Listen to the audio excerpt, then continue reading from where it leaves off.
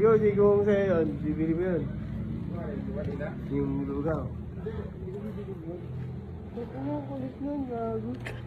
Binigay sa ita kabalot, tapos yung pinapabalot mo, di binalot. Takin ang kulit eh, no? Imbis na kakain na ako.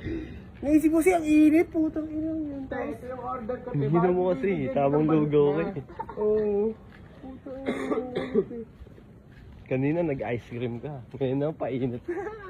Mapawis yung kakainin mo. Putang inang yung gago eh. Nagugutom ko siya ako. Pero marigo lang, binili kinuha ko rin, no? Di naman din nakakabusog yun, pre. Ang order ko, balutin mo. Bakit po? Oo, dapat ganun. Tanginan yan, gago. Mas ko kasi tanginan. Basag ako sa 35 din yun, ha? Kahit sabihin mo 35.